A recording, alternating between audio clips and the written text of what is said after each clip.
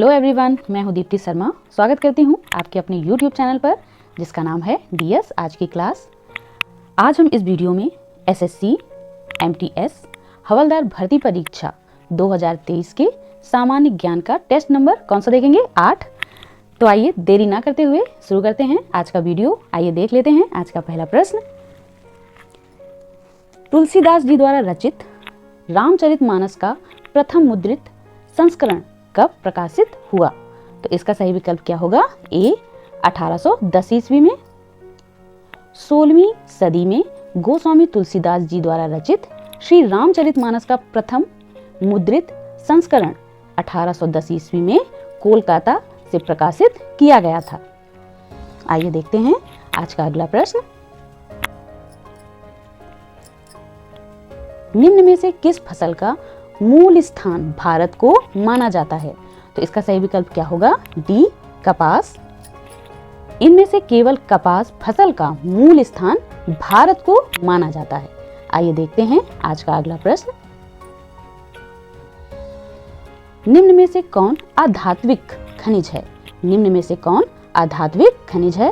तो इसका सही विकल्प क्या होगा? डी अभ्रक। इनमें से केवल अभ्रक अधात्विक खनिज है, शेष सभी धात्विक खनिज हैं। आइए देखेंगे आज का अगला प्रश्न। निम्नलिखित में से कौन सा सर्वोत्तम प्रकार का लौह अयस्क है? तो इसका सही विकल्प है सी मैग्नेटाइट।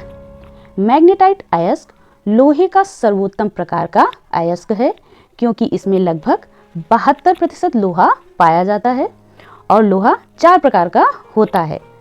आइए देखते हैं आज का अगला प्रश्न। आवश्यक वस्तु अधिनियम किस वर्ष लाया गया था? आवश्यक वस्तु अधिनियम किस वर्ष लाया गया था? तो इसका सही विकल्प है ए 1955 ईस्वी में। खाद्य पदार्थों की जमाखोरी और कालाबाजारी को रोकने के लिए वर्ष 1955 में आवश्यक वस्तु अधिनियम लाया गया था। किस वर्ष लाया गया था? कौन सा सन था? 1955 में आवश्यक वस्तु अधिनियम लाया गया था खाद्य पदार्थों की जमाखोरी और कालाबाजारी को रोकने के लिए। आइए देखते हैं आज का अगला प्रश्न। साइमन कमीशन ने किस वर्ष अपनी रिपोर्ट प्रस्तुत की? तो इसका सही विकल्प क्या है? डी 1930 ईस्वी में। साइमन कमीशन का गठन वर्ष 1927 में हुआ था। किस वर्ष हुआ था साइमन कमीशन का गठन? वर्ष 1927 में हुआ था। यह कमीशन 3 फरवरी सन 1928 को बंबई पहुंचा था। कहां पहुंचा था? 3 फरवरी सन 1928 को बंबई पहुंचा था, जहां इसका जोरदार विरोध किया गया था। इस कमीशन ने वर्ष 1930 में अपनी रिपोर्ट प्रस्तुत की थी। इस प्रकार से विकल्प डी सही है। आइए देखते हैं आज का अगला प्रश्न। मुद्रा राक्षस पुस्तक के लेखक कौन है? तो इसका सही विकल्प क्या होगा? डी विशाख दत्त। मुद्रा राक्षस पुस्तक के लेखक विशाख दत्त हैं। आइए देखते हैं आज का अगला प्रश्न। दुनिया में सबसे तेज दौड़ने वाला पशु कौन सा है? तो इसका सही विकल्प क्या होगा? डी चीता। चीता सबसे तेज दौड़ने वाला पशु है। आइए देखते हैं आज का अगला प्रश्न। भारत में पहली बार आम चुनाव कब हुए थे? भारत में पहली बार आम चुनाव कब हुए थे? तो इसका सही विकल्प है बी 1952 में। भारत में प्रथम आम चुनाव 1951-52 में हुए थे। भारत में प्रथम चुनाव 1951-52 में हुए थे। आइए देखते हैं आज का अगला प्रश्न। भारत के प्रथम राष्ट्रपति कौन थे? भारत के प्रथम राष्ट्रपति कौन थे? तो इसका सही विकल्प क्या होगा? सी राजेंद्र प्रसाद। डॉक्टर राजेंद्र प्रसाद भारत के प्रथम राष्ट्रपति थे, जबकि पंडित जवाहरलाल नेहरू स्वतंत्र भारत के प्रथम प्रधानमंत्री थे। कौन थे? स्वतंत्र भारत के प्रथम प्रधानमंत्री थे। कौन थे? पंडित जवाहरलाल नेहरू। सी गोपालाचारी प्रथम व अंतिम भारतीय गवर्नर जनरल थे और डॉक्टर सर्वपल्ली राधाकृष्णन भारत के प्रथम उपराष्ट्रपति थे। आइए देखते हैं आज का अगला प्रश्न। स्वतंत्र भारत की पहली जनगणना किस वर्ष हुई थी? तो इसका सही विकल्प है बी 1951 में। स्वतंत्र भारत की पहली जनगणना वर्ष 1951 में हुई थी। आइए देखते हैं आज का अगला प्रश्न। भारतीय रुपए में प्रथम बार अवमूल्यन किस वर्ष किया गया था? तो इसका सही विकल्प है बी, 1949 में। भारतीय रुपए में सर्वप्रथम अवमूल्यन वर्ष 1949 में किया गया था। इसके बाद वर्ष 1966 में दूसरी बार तथा 1991 में तीसरी बार भारतीय रुपए के मूल्य रूप में अवमूल्यन किया गया था। आइए देखते हैं आज का अगला प्रश्न। प्रारूप समिति के अध्यक्ष कौन थे? तो इसका सही विकल्प है बी, भीमराव अंबेडकर। प्रारूप समिति के अध्यक्ष डॉक्टर भीमराव अंबेडकर थे। इस समिति में कुल 7 सदस्य थे। आइए देखते हैं आज का अगला प्रश्न। पाइरोमीटर किसके मापन में प्रयोग किया जाता है? तो इसका सही विकल्प है सी, उच्च ताप के। पाइरोमीटर का प्रयोग उच्च ताप मापने में किया जाता है। आइए देखते हैं आज का अगला प्रश्न। निम्न में से कौन 3 मूल रंग हैं? निम्न में से कौन 3 मूल रंग हैं? तो इसका सही विकल्प है ए, नीला, पीला और लाल। नीला, पीला और लाल ये 3 मूल रंग होते हैं, क्योंकि अन्य सभी रंग इन 3 रंगों से मिलकर बनाए जा सकते हैं। याद रखेंगे मूल रंग कौन से होते हैं? नीला, पीला और लाल।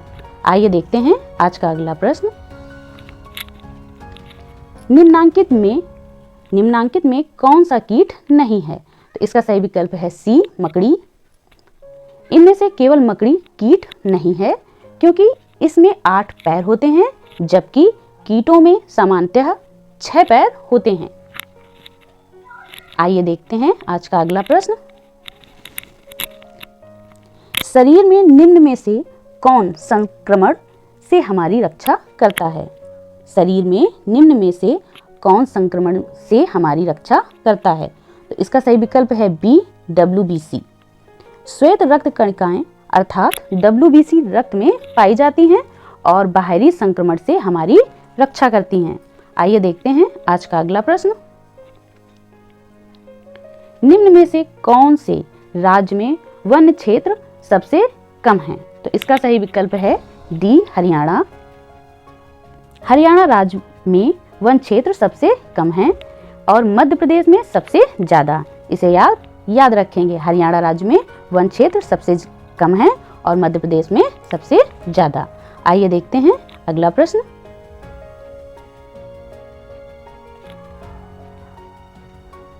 निम्न में से किस राज्य को पहले नेफा के नाम से जाना जाता था?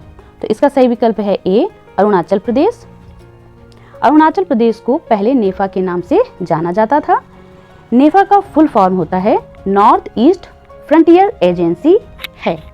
क्या है इसका full form? North east frontier agency है। आइए देखते हैं अगला प्रश्न। वर्ष 2011 की जनगणना के आधार पर भारत का जनघनत्व कितना है? वर्ष 2011 की जनगणना के आधार पर भारत का जनघनत्व कितना है? तो इसका सही विकल्प क्या होगा? बी, 382। वर्ष 2011 की जनगणना के आधार पर भारत का जनघनत्व 382 व्यक्ति प्रति वर्ग किलोमीटर है। याद रखेंगे, वर्ष 2011 की जनगणना के आधार पर जनघनत्व भारत का 382 व्यक्ति प्रति वर्ग किलोमीटर है। आइए देखते हैं अगला प्रश्न। प्रसिद्ध विरूपाक्ष मंदिर कहाँ अवस्थित है? तो इसका सही विकल्प है डी, हम्पी। प्रसिद्ध विरूपाक्ष मंदिर हम्पी कर्नाटक में स्थित है। आइए देखते हैं आज का अगला प्रश्न। निम्न में से कौन सी नदी ज्वार नदमुख बनाती है? तो इसका सही विकल्प है बी, ताप्ती। इनमें से केवल ताप्ती नदी ज्वार नदमुख बनाती है। ताप्ती नदी भारत में पश्चिम की ओर बहने वाली एक प्रमुख नदी है। आइए देखते हैं आज का अगला प्रश्न। अलकनंदा और भागीरथी नदियों का संगम स्थल है। तो इसका सही विकल्प है सी, देवप्रयाग। अलकनंदा और भागीरथी नदियां देवप्रयाग में मिलती हैं और वहाँ से दोनों नदियों की संयुक्त धारा को गंगा नदी के नाम से जाना जाता है। आइए देखते हैं आज का अगला प्रश्न। भारतीय संविधान के किस अनुच्छेद के तहत सर्वोच्च न्यायालय भारतीय नागरिकों के मूल अधिकारों की सुरक्षा करता है? तो इसका सही विकल्प है सी 32। ऐसा अनुच्छेद 32 के अंतर्गत किया जाता है। इस अनुच्छेद को संवैधानिक उपचारों का अधिकार कहा जाता है। मूल अधिकारों का विवरण संविधान के भाग 3 में दिया गया है। आइए देखते हैं आज का अगला प्रश्न। भारतीय संविधान में कुल कितने मूल कर्तव्य हैं? तो इसका सही विकल्प है डी 11। भारतीय संविधान में कुल 11 मूल कर्तव्य हैं। इनका विवरण संविधान के भाग 4 का में दिया गया है। यदि आज का यह मेरा वीडियो आपको पसंद आया हो तो मेरे वीडियो को लाइक करें, शेयर करें और मेरे चैनल को सब्सक्राइब करना ना भूलें।